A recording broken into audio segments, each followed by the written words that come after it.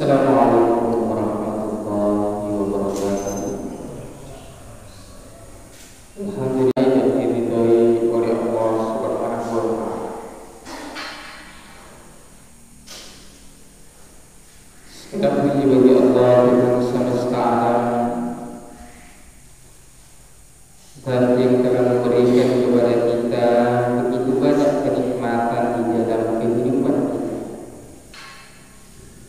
Kenikmatan berupa kesehatan, umur yang panjang, nafkah sehari-hari, terlebih lagi kenikmatan iman yang ada di dalam diri kita, sehingga kita mampu untuk melangkahkan kaki kita ke tempat yang dicintai oleh Allah, yaitu masjid.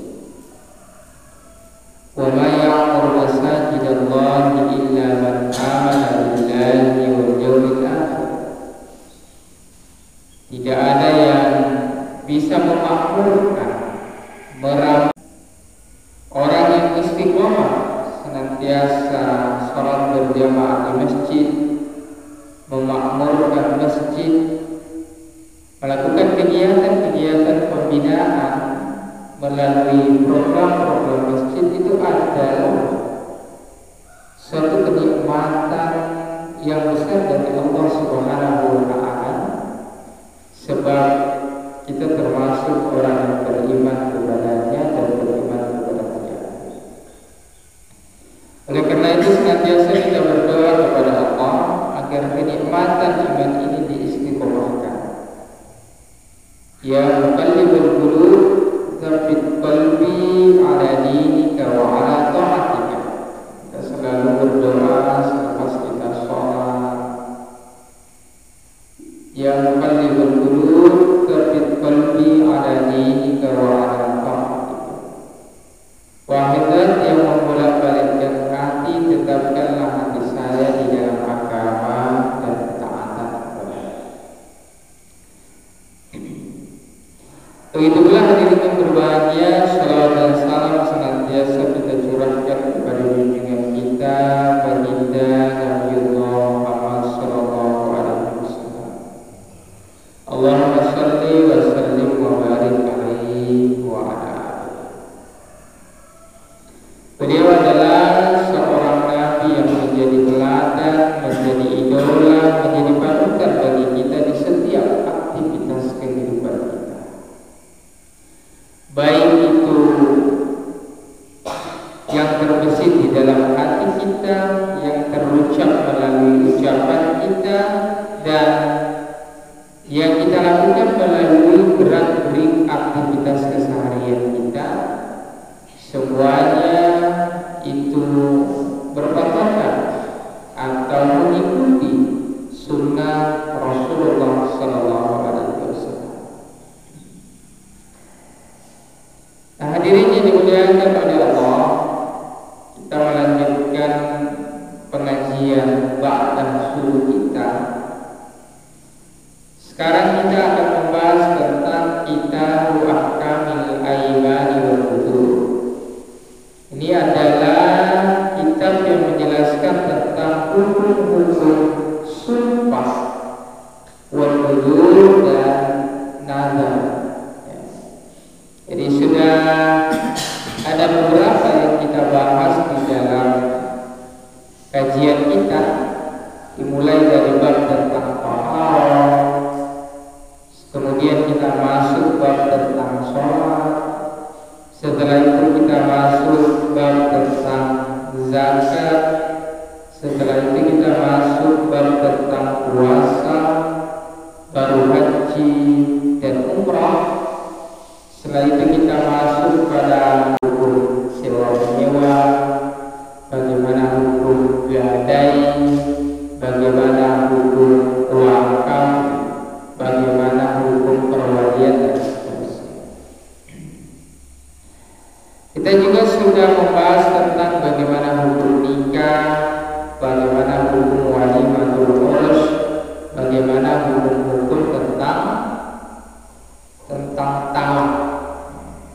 Dan sekarang pada 2 pekan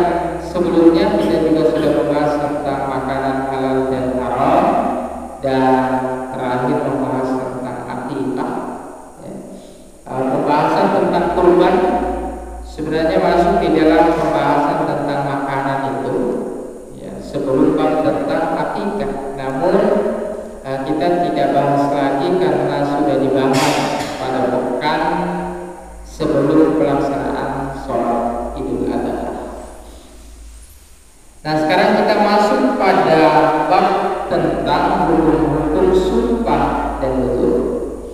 Jadi orang Islam itu bukan hanya orang yang menjaga perbuatannya, tetapi juga harus menjaga ucapannya. Karena mengikuti sunnah Rasulullah SAW itu qaulin wa fi'lin wa tasrih. Jadi sunnah Rasulullah itu yang kita ikuti, baik ucapan beliau, baik perbuatan beliau maupun persetujuan beliau. Nah, termasuk membahas hukum-hukum tentang sumpah dan nazar ini adalah untuk mengontrol apa yang keluar dari ucapan seorang muslim. Bahwa seorang muslim itu harus memiliki sifat di dalam dirinya yang disebut dengan sifat sidq, sifat jujur. Ada kejujuran di dalam hatinya, ada kejujuran di dalam dirinya, sehingga yang diucapkan itu adalah kebenaran. Yang pertama tentang al-aiman. Al-aiman fi fathil hamzati jam'u yamin wa asluha lughatan al-yadu al-yumna. Jadi di dalam bahasa fikih atau bahasa Arabnya, sumpah itu kadang disebut sebagai aiman dengan difathah huruf hamzahnya, yang merupakan aiman ini adalah bentuk jamak. Kalau kita belajar di dalam bahasa Arab, ada yang disebut dengan isim itu berasal dari kata yamin, dan yamin itu artinya adalah tangan kanan. Summa urtikat alal halfi, kemudian al-aiman ini dijadikan sebagai satu istilah yang mutlak bagi hukum tentang sumpah. Wa syar'an, dan secara istilah atau secara syariat, tahqiqu ma yahtamilu mukhalafati aw ta'kiduhu bi dzikri bismillah ta'ala aw sifatin min sifatillah. Kemudian secara syariat yang disebut dengan sumpah itu adalah mengucapkan sesuatu dengan penguatan atau menguatkan. Ada kata penguatan, misalnya kata demi, ya. Bidzikri bismillah ta'ala, dengan menyebut nama Allah. Misalnya kita mengatakan wallahi, demi Allah, ya. Jadi kalau kita belajar tentang bahasa Arab, ada 3 huruf sumpah yang digunakan di dalam menyatakan sumpah. Biasa orang menggunakan huruf waw, sering kita dengarkan wallahi. Ada juga yang menggunakan huruf ba, billahi. Ada juga yang menggunakan huruf ta, tawallahi. Semua itu artinya adalah demi Allah. Jadi huruf waw, huruf ba, dan huruf ta itu disebut sebagai harful qasam atau huruf sumpah. Nah, banyak di dalam Al-Quran Allah memulai surahnya dengan huruf qasam ini, huruf sumpah. Misalnya wal asr, wal duha, wal lail, wasyamsi. Semuanya itu menunjukkan Allah bersumpah. Artinya Allah ini memberikan penegasan. Hanya saja kalau di dalam Al-Quran itu menggunakan keterangan waktu, misalnya demi waktu asar, demi waktu duha, demi waktu malam, atau juga menggunakan benda wasyamsi, demi matahari, dan seterusnya.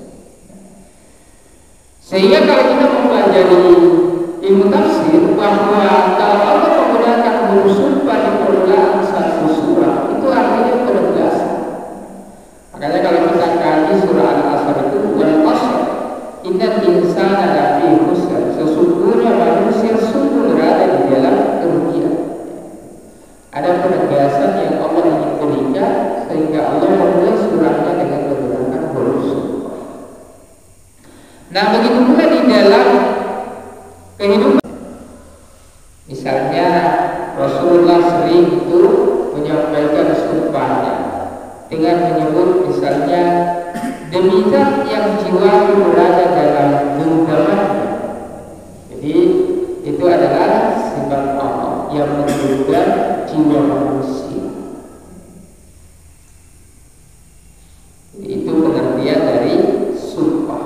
Nah, kemudian karena bab ini tentang sumpah dan nazar, dijelaskan di dalam kitab ini, wal nudhuru jam'u nadrin wa sayati ma'nahu bil fasli ba'dahu. Adapun kata an-nudhur atau nazar itu diartikan sebagai nazar dan akan dijelaskan penjelasannya di dalam pembahasan selanjutnya setelah kita membahas tentang sumpah.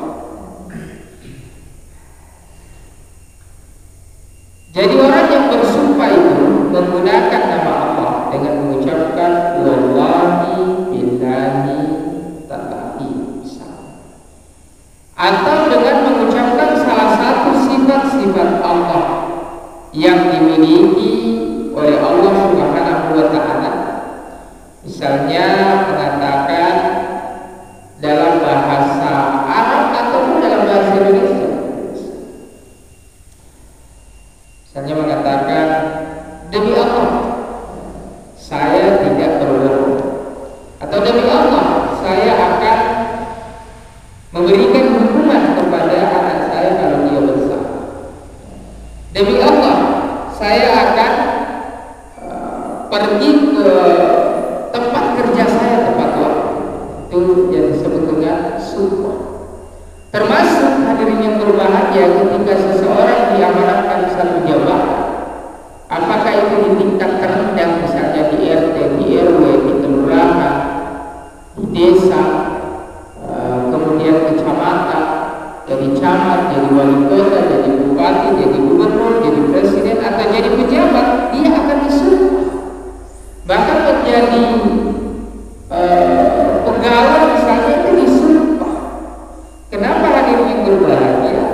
Karena sumpah yang diucapkan itu memiliki konsekuensi kewajiban untuk menepatinya bagi orang yang telah mengucapkan sumpah.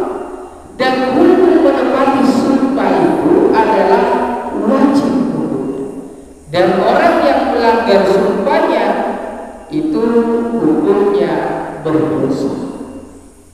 Maka bisa dibayangkan bagaimana kalau seorang pegawai yang sebelum diangkat jadi pegawai bersumpah untuk menjalankan pekerjaan dengan sebetul-betulnya dan menghindari sesuatu yang dapat merugikan orang banyak melalui pekerjaannya, kemudian dia langgar, di setiap hari dia langgar, maka itu hukumnya berdosa. Atau misalnya seorang pejabat yang disumpah untuk berbuat amanah, melindungi rakyatnya, melindungi masyarakat, melakukan sesuatu yang terbaik, kemudian dia tidak amanat terhadap jabatan yang diberikannya, maka dia bisa membayarkan begitu banyak dosa yang dia dapat. Kenapa dia berbahagia? Karena dia melanggar sumpah yang telah dilakukan. Di dalam hukum yang berpatokan di dalam aturan-aturan yang telah ditetapkan di dalam Islam yang dicontohkan oleh Rasulullah SAW, bahkan melanggar satu sumpah saja, satu kata sumpah saja yang dilanggar, satu kali kita melanggarnya, itu ada konsekuensi yang disebut dengan kafaratul yamin. Apa itu kafaratul yamin? Tebusan sumpah yang kita melanggar. Itu baru satu kali kita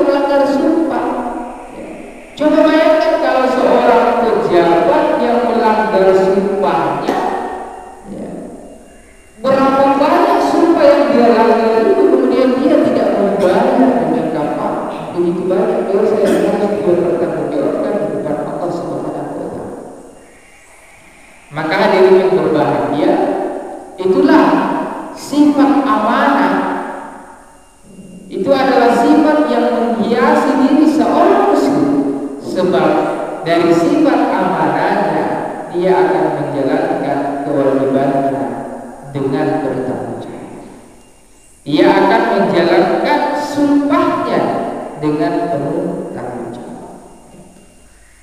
Nah, apa konsekuensi bagi orang yang melanggar sumpahnya? Kalau ada orang yang bersumpah kemudian melanggar sumpah yang dia ucapkan, misalnya dia bersumpah, saya akan bertanggung jawab di dalam melaksanakan pekerjaan saya, kemudian harusnya dia datang 7.30, dia datang 7.40, itu kan melanggar sumpah. Nah, kalau ada seseorang bersumpah kemudian dia melanggar sumpahnya, misalnya dia mengatakan, demi Allah saya tidak berbohong, padahal sebetulnya dia berbohong, maka dia harus membayar sumpahnya dengan kafaratul yamin. Atau dia mengatakan, demi Allah saya akan menghukum anak saya kalau dia bersalah, tetapi ketika anaknya terbukti bersalah dia tidak rela untuk menghukum anaknya, maka ucapan yang dia ucapkan itu sumpahnya harus ditebus dengan kafaratul yamin. Istilahnya di dalam ilmu fikih itu kafaratul yamin atau tebusan sumpah. Nah, apa tebusan sumpah itu? Kalau ada orang bersumpah kemudian tidak mampu untuk menunaikannya, maka ada 3 yang harus dia lakukan. Yang pertama, ahaduha itqu raqabatin mu'minatin salimatin min aibin yahillu bi amalin aw kasbin. Jadi orang yang melanggar sumpahnya, yang pertama yang dia harus lakukan adalah memerdekakan satu budak, satu budak perempuan, satu budak perempuan. Atau kalau dia tidak mendapatkan budak perempuan, boleh satu budak laki-laki dia dapat, tetapi budak itu adalah budak yang sehat, bukan budak yang sakit. Dulu pada zaman Islam atau sebelum Islam itu budak itu kan punya harga. Jadi hamba atau budak itu punya harga. Jadi kalau budaknya kuat harganya tinggi, kalau budaknya lemah harganya rendah, kalau budaknya sakit-sakitan harganya juga murah, harganya di bawah. Yang harus dimerdekakan adalah budak yang sehat. Itu satu budak. Coba kalau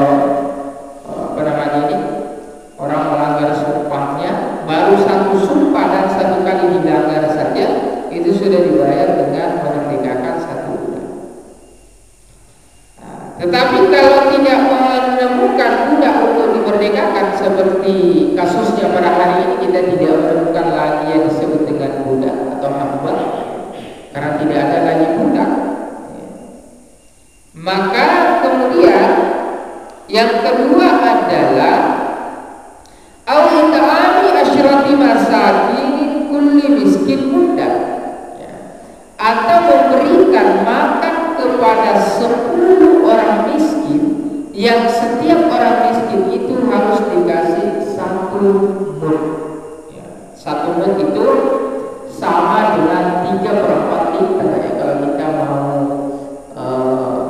konversikan sama 3/4 liter. Atau sederhananya kita memberikan makan kepada 10 orang fakir miskin, dan setiap fakir miskin itu kenyang memakan makanan yang kita kasih. Kalau misalnya sekarang ada nasi, misalnya harga nasi kotak itu 20.000 misalnya per kotak, maka itu diberikan kepada 10 orang. Kalau kita melanggar sumpah, 10 fakir miskin. Nah, makanan yang kita kasih itu adalah min ghalibi kulli baladin kafiri. Jadi makanan pokok yang umumnya dimakan oleh orang-orang di tempat orang yang bersumpah itu. Jadi atau di tempat orang yang membayar kafarah. Jadi orang yang melakukan penebusan sumpah, kalau kita di sini makanan pokoknya adalah nasi, maka dibayar pakai nasi.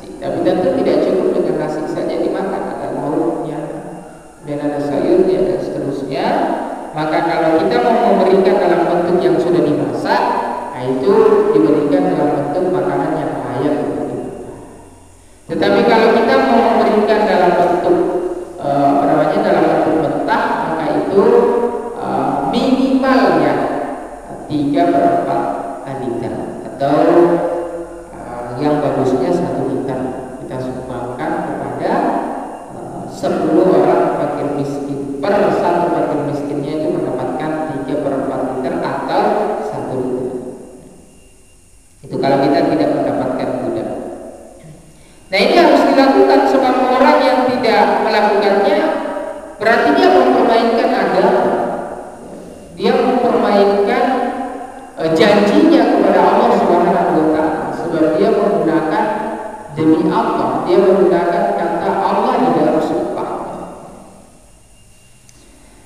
Kemudian kalau dia tidak mampu atau tidak menemukan 10 fakir miskin atau tidak menemukan 10 fakir miskin yang bisa diberikan makanan, atau dia tidak bisa menemukan makanan yang dia bisa berikan kepada fakir miskin, maka dia bisa memberikan ayat qaul kafiri di kulli minal masakin thawban. Dia bisa memberikan kepada setiap fakir miskin yang jumlahnya nanti 10 fakir miskin itu diberikan, setiap fakir miskinnya diberikan 1 pakaian. Jadi kalau tidak mau memberikan makanan, bisa diberikan pakaian. Syarat pakaian yang diberikan adalah pakaian yang bisa dipakai pada umumnya, walaupun pakaiannya tidak mesti baru. Ya, pakaiannya adalah bisa pakaiannya bekas tapi masih layak untuk kita pakai. Seperti kakomisi, au imamati, au khimari, au kasai. Ya. Seperti misalnya baju gamis, atau kita memberikan jubah, atau kemeja, atau misalnya kerudung, ya, kerudung imam, kerudung, atau juga bisa imamah, ya, memberikan songkok dengan surban itu juga termasuk pakaian.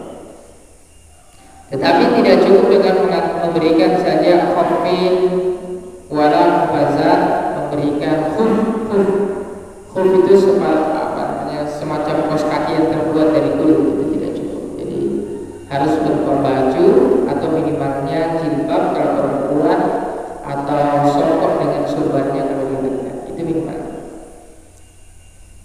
Nah, kalau dia tidak menemukan lagi pakaian, fa illam yajid al-mukaffiru syai'an min al-thalathati as-sabiqah. Kalau orang yang bersumpah itu atau orang yang membayar tebusan sumpahnya itu tidak mampu melakukan 3 hal tadi, tidak bisa memerdekakan hamba sahaya atau budak karena tidak ada lagi, kemudian dia juga tidak bisa memberikan makanan, tidak juga bisa memberikan 10 pakaian kepada fakir miskin, ya, jadi 10 fakir miskin, maka dia boleh melakukan, dijelaskan di sini, fasyam ay fayalzamu siyam salah satu ayyam wala yajibu tutabi'u fil adha. Kalau dia tidak mampu, maka bolehlah dia berpuasa, ya, salah satu ayam sebanyak 3 hari, dan tidak wajib mengurutkannya, atau tidak wajib berturut-turut. Tapi kalau mau dilakukan secara berturut-turut itu lebih bagus. Tapi kalau tidak mampu secara berturut-turut secara selama 3 hari itu juga boleh. Nah, ini bagaimana Rasulullah SAW dulu betul-betul mengatur ucapan sahabat itu, sehingga mereka ketika berbicara itu mengontrol ucapannya, tidak mau berbohong, apalagi berbohong atas nama Allah. Sekarang kan banyak orang demi Allah, ya, sedikit-sedikit bersumpah demi Allah, sedikit-sedikit bersumpah demi Allah. Ya, makanya sebagian ulama hikmah itu mengatakan kalau ada orang yang sedikit-sedikit bersumpah atas nama Allah, sedikit-sedikit berbicara, dia meyakinkan orang lain bersumpah atas nama Allah, mengatasnamakan Allah atau sifat-sifat Allah, maka ketahuilah bahwa orang itu adalah salah satu orang yang tidak bisa dipercaya. Nah, ini kita mengontrol ucapan kita termasuk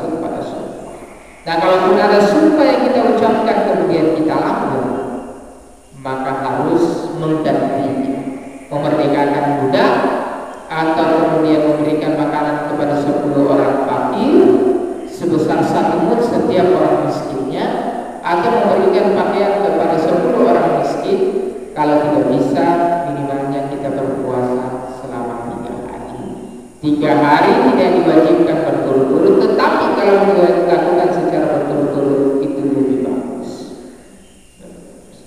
Jadi bayangkan sahabat dulu itu satu kali saja berbohong itu sudah diganti dengan 3 hari puasa. Coba sekarang kita itu sedikit-sedikit ucapannya berbohong, sedikit-sedikit ucapannya itu adalah kebohongan. Ya. Maka tidak heran kalau Rasulullah SAW mengatakan ayatul munafiqin dan tandanya orang munafik itu ada 3. Yang pertama, kalau dia berucap, berkata, kalau dia berbicara dia berbohong. Kalau dia diberikan amanah dia berkhianat. Kalau dia berjanji maka dia akan melanggar janji, melanggar sumpah. Nah itu al-aiman, sumpah. Kemudian ada lagi an-nudzur. An-nudzur itu nazar. Nah ini nazar ini adalah janji kita kepada Allah Subhanahu wa ta'ala. Nah, apa yang disebut dengan an-nudzur? Wa ma'nahu lugatan al-wa'du bi khairin aw syarrin. Jadi secara bahasa an-nudzur atau nazar itu adalah maknanya secara bahasa itu adalah janji. Tapi kalau kita kaji secara bahasa mungkin janji itu ada janji yang baik, ada janji yang buruk. Tetapi kalau secara syariat an-nudzur itu adalah janji untuk melakukan sesuatu yang itu dibolehkan di dalam agama, hukumnya mubah atau hukumnya sunnah, atau hukumnya misalnya makruh. Misalnya ada seseorang bernazar untuk melakukan sesuatu yang mubah. Saya bernazar kalau misalnya saya diberikan rezeki, saya akan pulang kampung berkunjung bersilaturahmi kepada orang tua saya. Itu kan berkunjung kepada orang tua itu hukum awalnya berubah, boleh, atau berkunjung kepada saudara-saudara hukum awalnya berubah. Nah ketika orang bernazar mengucapkan janji untuk kemudian melakukan perkara yang berubah itu seperti misalnya berkunjung kepada kedua orang tua, maka nanti hukumnya dia wajib untuk melaksanakan nazar itu. Hukumnya wajib. Jadi pada hukum yang pokok. Jadi mengunjungi orang tua itu memang hukumnya wajib bagi anak berbakti kepada orang tua, tetapi berkunjung setiap hari itu kan tidak diwajibkan. Hukumnya dianjurkan. Atau misalnya perkara sunnah, misalnya kalau saya diberikan rezeki, atau misalnya kunci motor saya dibilang, kalau kunci motor atau kunci kendaraan saya nanti ditemukan, saya mau sholat 2 rakaat. Nah, sholat 2 rakaat yang tadi hukumnya adalah sunnah menjadi wajib karena kita bernazar. Kalau misalnya anak saya diterima lulus di perguruan tinggi ini, maka saya akan puasa selama 3 hari berturut-turut. Puasa 3 hari berturut-turut tadi hukumnya itu adalah sunnah, maka kemudian berubah menjadi wajib karena kita telah mendengar. Atau ada juga sumpah yang tidak tergantung. Ya kalau ada nazar juga yang tidak tergantung, ada janji yang tidak tergantung. Kalau tadi itu kan tergantung. Kalau misalnya anak saya lulus, kalau misalnya rezeki saya banyak, kalau misalnya kunci motor saya dapat. Ada juga nazar yang tidak mesti ada syaratnya, tidak tergantung pada beberapa atau tidak tergantung pada sesuatu. Pokoknya dia mengatakan saya berjanji, saya nazar, saya mau puasa Senin Kamis. Maka kalau dia sudah mengucapkan nazar puasa Senin Kamis seperti itu, walaupun tidak ada syarat yang dia kemukakan, yang dia ucapkan, maka itu tetap hukumnya menjadi nazar yang wajib untuk dipenuhi. Atau boleh pada sesuatu yang makruh, misalnya berpuasa itu kan, berpuasa setiap hari selama bertahun-tahun itu hukumnya makruh. Tapi kalau ada orang yang niat ingin puasa setiap hari, nazar puasa setiap hari, misalnya kalau hadiahnya terpenuhi, maka nanti dia wajib untuk memenuhi perkara.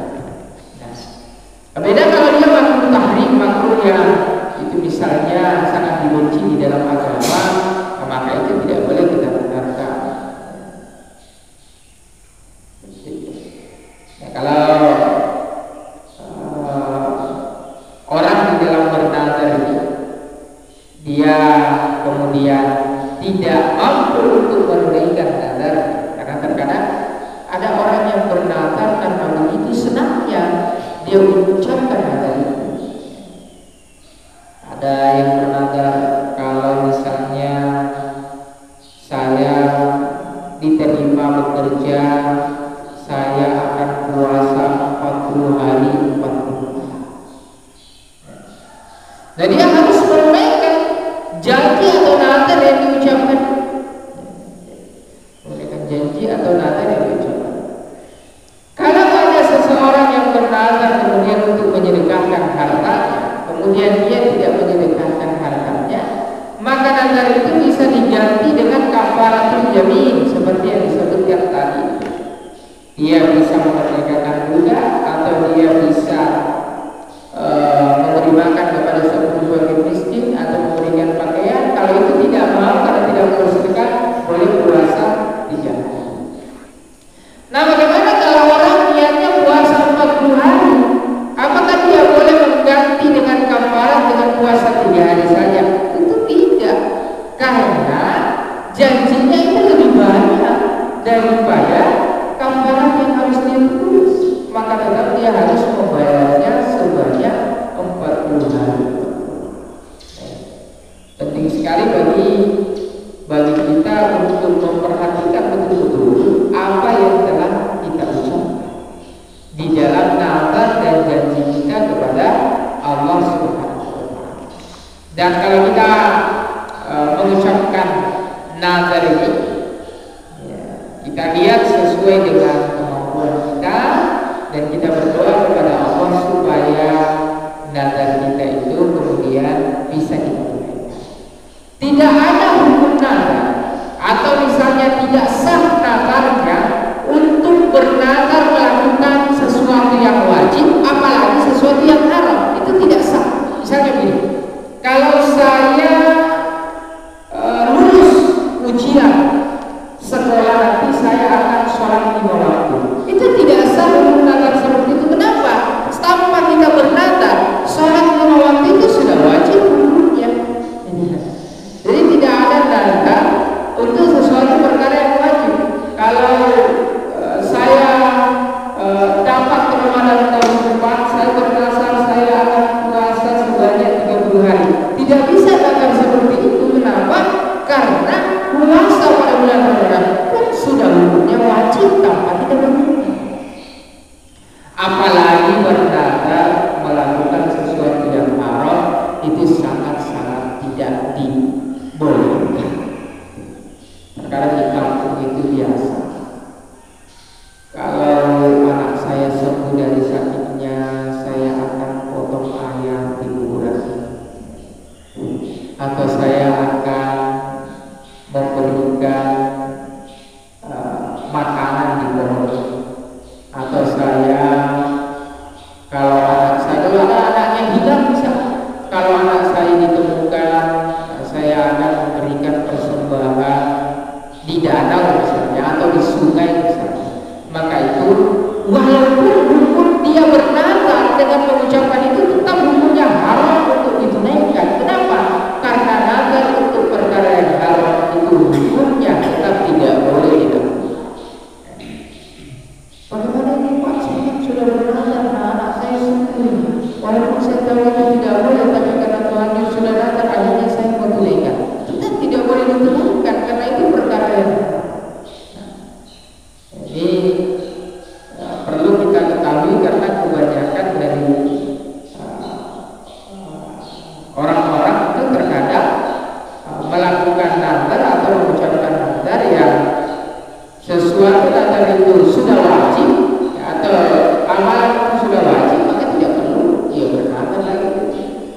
misalnya sesuatu itu sudah haram, maka tidak boleh dia berbuka untuk melakukan sesuatu. Nah, ini seputar hukum tentang sumpah dan kata.